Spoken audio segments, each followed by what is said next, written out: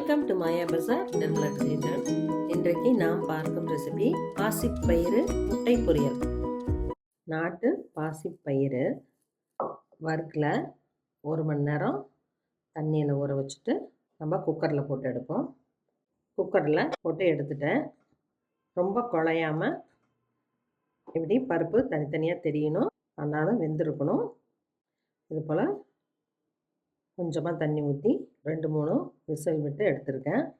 தண்ணியும் இல்லை, பருப்பும் உதிரியாக இருக்குது. இந்த பக்குவத்தில் நம்ம வேக வச்சு எடுத்துக்கணும். நல்லெண்ணெய் 2 டீஸ்பூன் விட்டுருக்கேன்.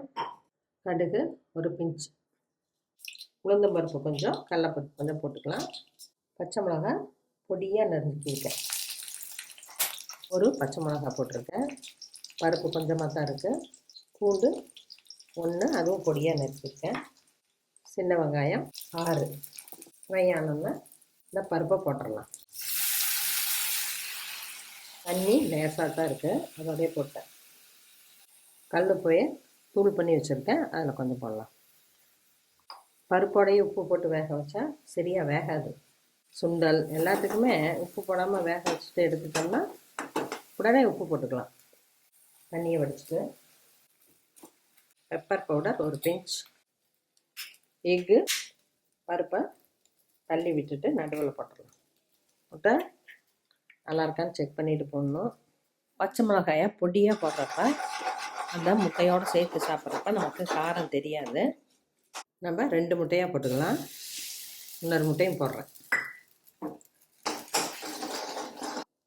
நம்ம பருப்போட எந்த மசாலாவும் போட மாட்டோம், அதனால் நான் எதுவும் போடலை. நம்ம முட்டை பொரியலுக்குமே வெங்காயம் பச்சை மிளகாய் மட்டும்தான் போடுவோம், கடுகு கூட போட மாட்டோம். அதனால் நானும் ஸ்பைஸியாக எதுவும் போடல. ரொம்ப பிளாண்டாக இருக்குன்னு நினைக்கிறவங்க சாம்பார் தூள் வேணால் ஒரு சிட்டிகை போட்டுக்கலாம், நிறையா வேண்டாம், பருப்பு வாசத்தை மாற்றிடும்.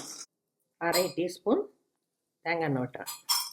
இதுக்கு தேங்காய் போடணுன்னு கூட அவசியம் இல்லை, நல்லா உதிரியாக இருக்குது. முட்டையோடு சாப்பிட்றப்ப கொஞ்சம் டிஃப்ரெண்ட்டாக தான் இருக்குது.